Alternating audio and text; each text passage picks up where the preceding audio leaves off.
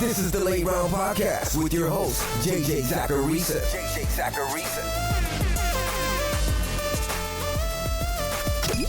What's up, everyone? It's JJ Zacharisa, and this is episode 650 of the Late Round Fantasy Football Podcast, sponsored by FanDuel.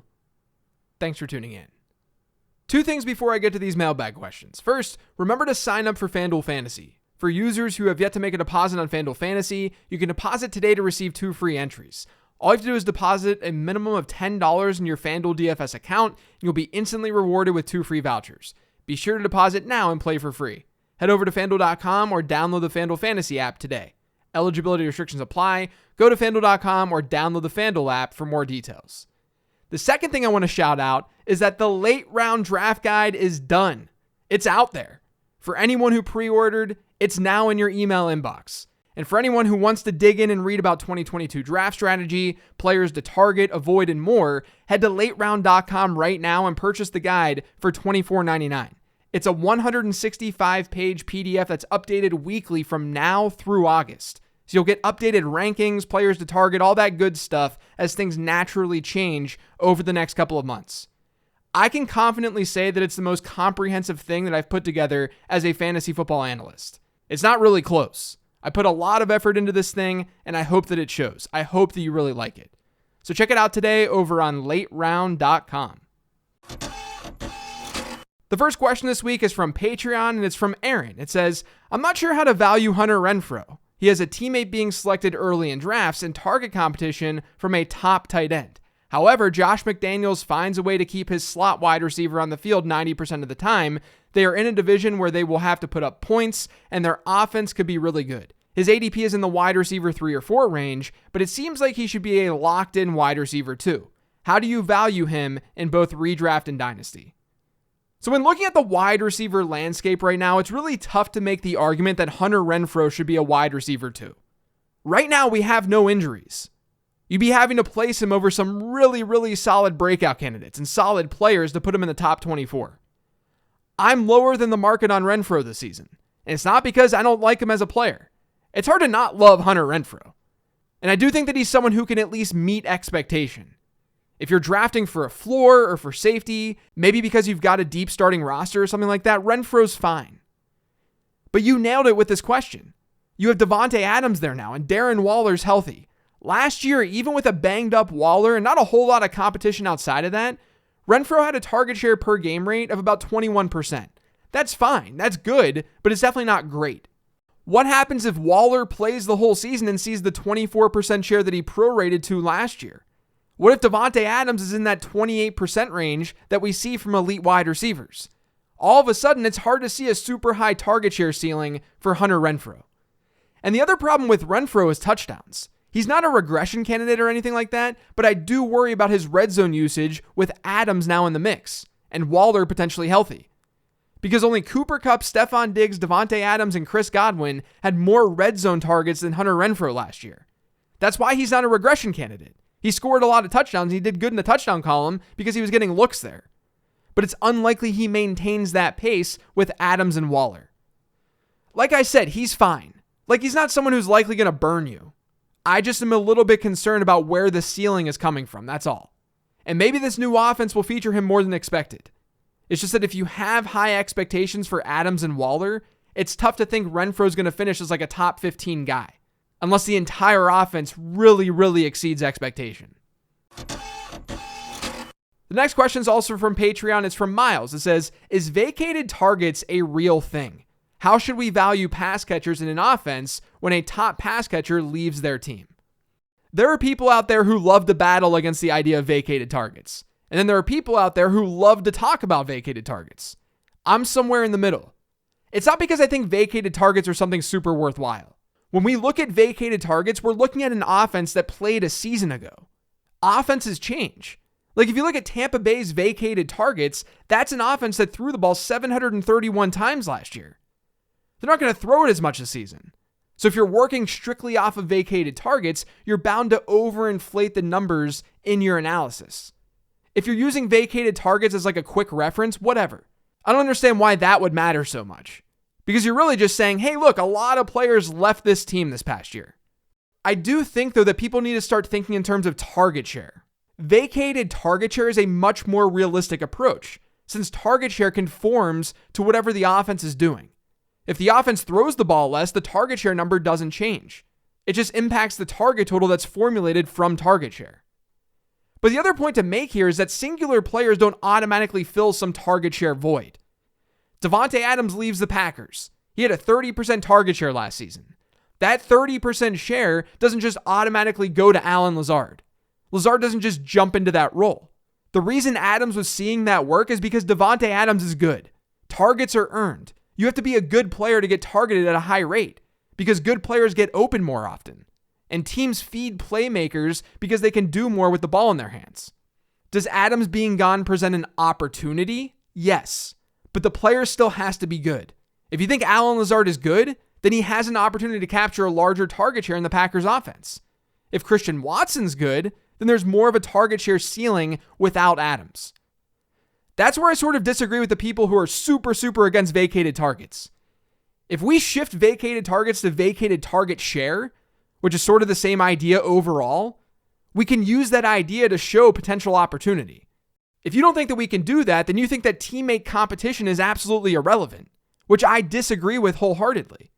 Because think of it this way. If you have a team that's got Cooper Kupp, Jamar Chase, Tyreek Hill, and Justin Jefferson, you can't assume all of those players are going to see their typical target shares that they normally see. That competition is insane. Some target share will go to running backs. Some will go to tight ends. They're not all going to see a 25+% target share. That's not even possible. So that alone tells you that target share numbers can fluctuate based on team competition. It's just that using vacated targets, that's not the way to come up with that target projection, because volume is going to be different in offenses year over year. And players still need to be good to see those targets. They still need that talent. So instead of viewing it as this for sure thing, instead of saying this player is going to see a ton of targets this year because there are so many vacated targets, frame it in a way where it's about potential opportunity and talent. Say this player is talented and there's opportunity in his offense to capture a large target share. Rashad Bateman is a great example of this. There's a lack of competition in that Ravens offense now with Marquise Brown gone. So there's a higher target share ceiling for Rashad Bateman, and he's also good. So you can grab hold of that and maybe get to a 30% share if he really hits. That's how I approach the vacated targets argument. Maybe it means I don't believe in vacated targets. I have no idea. But those are at least my thoughts on the topic. This next question is from @Swaverson on Twitter. It says, CeeDee Lamb has a higher projected draft spot than much more proven wide receivers, Amari Cooper, Mike Evans, and Keenan Allen. Do you agree with his ranking, even though Lamb's production hasn't lived up to a top 10 wide receiver's expectations in his first 2 seasons? I think that he should definitely be going ahead of Amari Cooper. I don't think that one's really close at all, given Cooper's situation and recent production. And I have Lamb ahead of Keenan Allen as well. Allen's a safe pick, and I actually like him more than consensus in redraft. But he's 30 years old now, if you want to look at the negatives. And we know he's not this big touchdown and red zone threat. Mike Evans is someone I actually have in the same tier as CeeDee Lamb, though. So if you want to go the Mike Evans route over Lamb, I'm not against that at all. That's why I create tiers. If you're more risk averse in the early rounds, then you can opt to go with the safer option in that part of the draft. And Evans is definitely safer with Gronk gone, AB gone, and Godwin looking very iffy over the first month or so of the season. The reason you're buying into Lamb is sort of what I just talked about with vacated targets. Amari Cooper is a good player. So Lamb had been battling for target share with another good wide receiver. If Lamb had been really good, he would have hit like a 25% target share, yes.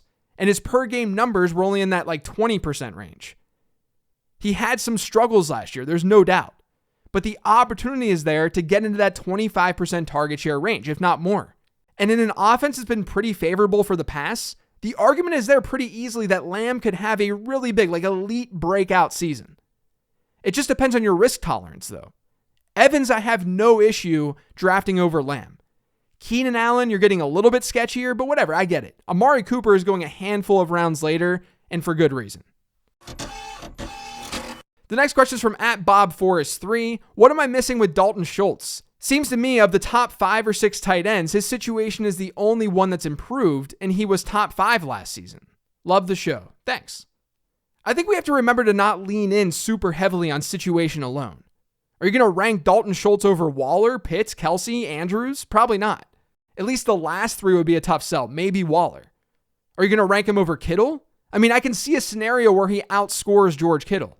But just for a quick reference, Kittle scored 14 or more PPR points per game in each of his last 4 seasons. Dalton Schultz had 12.3 PPR points per game last year. This is where looking at season-ending finishes can really get you into trouble. Schultz finished with 10 more points than George Kittle last year. Yes, he technically ranked ahead of him, but he also played 3 more games. And I'm not like super pro Kittle or anything. I just think we're talking about 2 completely different types of players. Schultz is more of that like Zach Ertz, Greg Olsen type tight end who's going to get by on volume. And that volume should increase this year at least. But Kittle is an elite talent.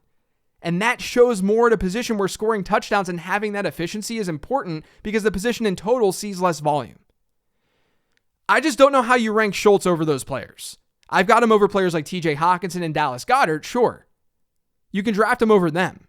But even though it's possible he finishes in the top 3 or so this year, I think players like Kittle or Waller, who are true game-breaking talents, they have better odds. This next question is from Patreon. It's from Robert. Let's talk Rams backfield. Cam Akers was fed like a workhorse when he returned, but was so inefficient. Henderson seemed to do just fine when he was the team RB1.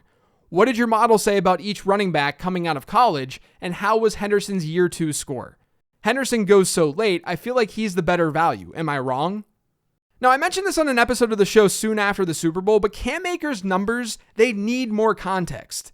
He not only had a better success rate in the playoffs than Sony Michel had, but the Rams faced really good rush defenses in the playoffs too. And the offensive line did not play well. Now, I'm not saying Akers has zero blame. I'm just saying that everyone is yelling about Akers not being good. But there's at least some reason for that. There's a lot of reasons for it. Not only that, but what would have happened if he just didn't come back last year? No one would have questioned him because that injury takes a long time to come back from. But he did come back. And he did handle a decent workload. I think we should just keep all of that in mind as well. And Henderson was decent last year. And he was a decent prospect too. He had an 86th percentile rating in my model, and his year 2 score was basically in the 86th percentile as well. Cam Akers was a 91st percentile back who had a 91st percentile year 2 score. So the model liked Akers more than Henderson, which isn't that surprising because he was more of a workhorse in college and he had better draft capital. I won't stop you from believing Henderson is the better value between the 2 this year. He's a late round back, so it's hard for me to fault someone with that take. I do expect Akers, though, to lead that backfield in touches as long as he's healthy. The biggest question mark for Akers is whether or not he's going to be used more as a receiver. The last question this week is from @FantasyAddict17. Hey JJ, in what cases should opportunity in a good offense outweigh player skill? Every advanced metric I've seen shows that Gabriel Davis might not be as skilled as some people are touting him, but the main appeal for him is his perceived role in the offense.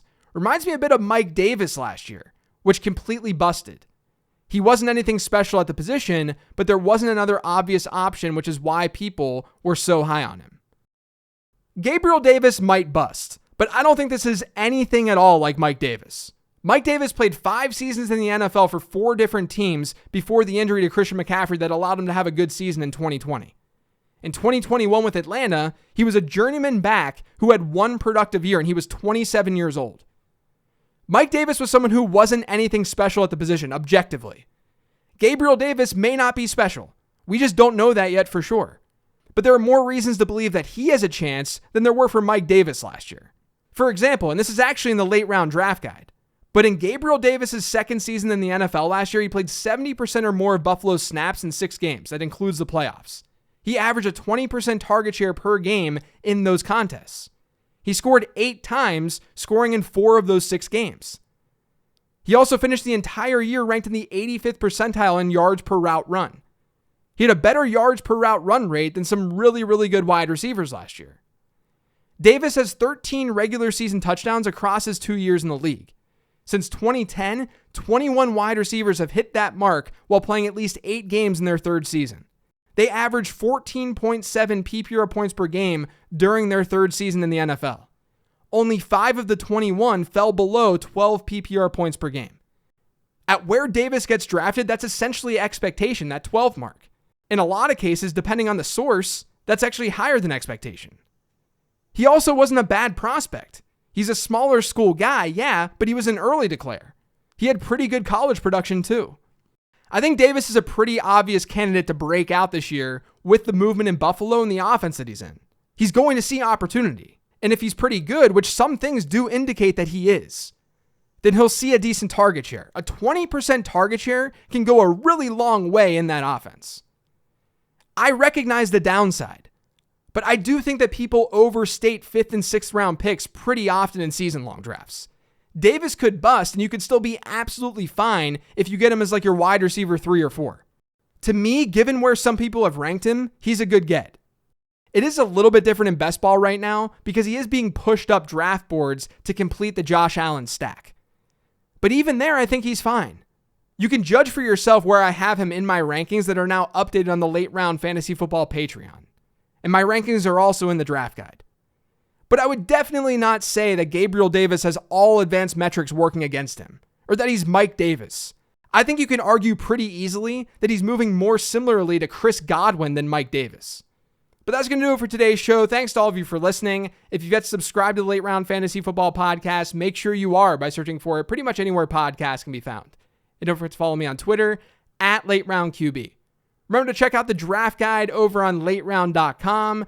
Otherwise, enjoy your holiday weekend. Happy 4th of July. I'll talk to you guys next week.